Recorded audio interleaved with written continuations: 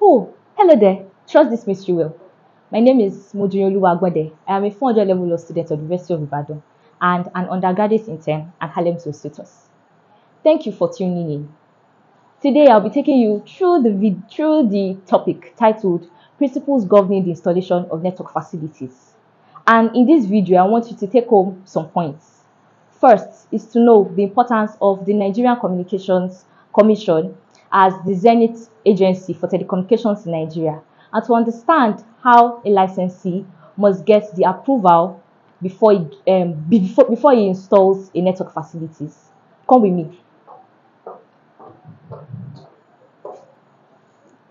The term NCCA refers to the Nigerian Communications Commission, and it is the apex agency for telecommunications in Nigeria. This commission is guided by the NCA, which refers to the Nigerian Communications Act 2007. This act provides for principles governing the installation of network facilities in Nigeria. You might want to ask that what is a network facility? A network facility refers to equipment, cable lines, and even a base transceiver station, which aids the transmission of information, data, and of course technology. Section 135 to 137 of the Nigerian Communications Act 2003, which I'll be referring to as the 2003 Act, provides for the installation of network facilities and access to these facilities. Section 133 has the subhead of the need for approval before a facility can be installed, while Section 136 provides for the duty of care expected of licensees, and Section 137 provides for access to these facilities when a licensee needs the access to another licensee's facility. Starting with Section 135. It is important that a licensee following Section 31 of the 2003 Act gets the approval of a state government, a local government, or any other appropriate authorities needed. This is because if the licensee does not get this, he or she stands the risk of imprisonment, a fine, or both. Section 136 goes ahead to state the duty of care needed of a licensee so that the licensee is not liable of negligence rather. Thus, it is important that a licensee in installing, placing, maintaining, or laying network facilities across, on, or through a land does all these activities to the least detriment of a land. Thus, a licensee must ensure to cause the least disadvantage to a land. And it's also important that a licensee does not interfere with the operation of a public utility. You might want to ask that what's a public utility? A public utility refers to a government agency that provides amenities such as electricity, approvals for land, and water. This is in line with Section 20 of the Constitution of the Federal Republic of Nigeria, 1999 as amended, which provides that it is the duty of the government to safeguard and promote water, land, wildlife, and the forests of Nigeria. And it also places this burden on a licensee. Thus, a licensee has the burden to enter into an agreement with a public utility in order to ensure that it causes the least disadvantage to a land.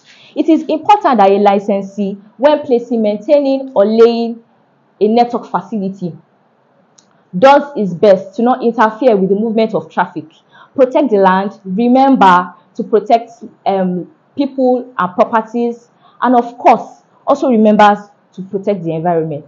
It is also important, and the licensee must not forget to ensure that he does a restoration, and this means that he leaves the land the way he found it just before he started installation.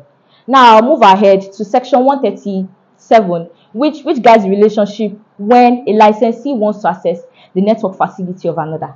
Following the objectives of of the NCC, Nigerian Communications Commission. The NCC promotes co-location and infrastructure sharing and the maintenance of the scarce national resources that the country has. Thus, a licensee, perhaps due to lack of funds or any other reason, might want to have access and share the network facilities, post or right of way that is owned by another licensee or that is controlled by another licensee. A licensee has the right to grant permission to another in having access to his right of way, posts or network facilities. And this must be done on a non-discriminatory basis. Also, a licensee has the right not to grant another licensee access to his network facilities, and this may be due to reasons like safety and security, or perhaps maybe he does not have the required title or capacity over that right of way or equipment, or perhaps he does not rely on the equipment or on the engineering procedures used. However, this must be done in a non-discriminatory way.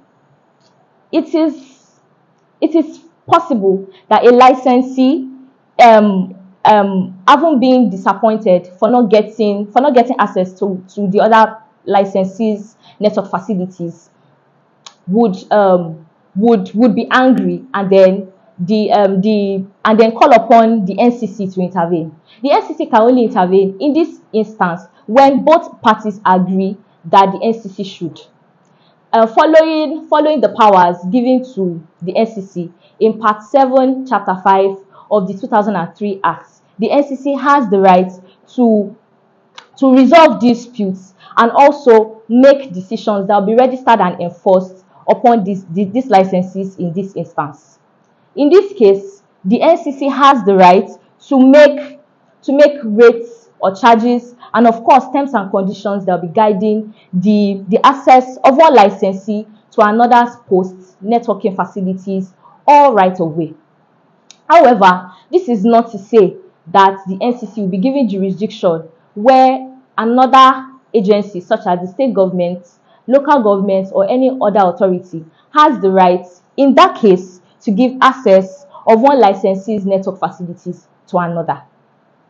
In conclusion, you might be watching this video because you want to install network facilities. It is my candid advice to you or anyone else that you know in this business to ensure that you get the right approvals, because the NCC has created a world-class act and regulations guiding the installation of network facilities. It is important that you do not fall victim of not adhering to this act and other related regulations, because you stand the risk of a fine, imprisonment, or both, and these fines range from you paying not less than the initial fee for the license or paying not less than 10 times the amount of the initial license. For further information, you might want to go back to this video to watch or check similar videos on this topic on our YouTube page. Also, I would like to refer you to our LinkedIn page, our Twitter page, our LinkedIn, Twitter, and Instagram pages, following the name HARLEM Solicitors on Google. And you may also want to check www.harlemsolicitors.com, or you might want to email us at info@harlemsolicitors.com or inquiry@harlemsolicitors.com. Thank you.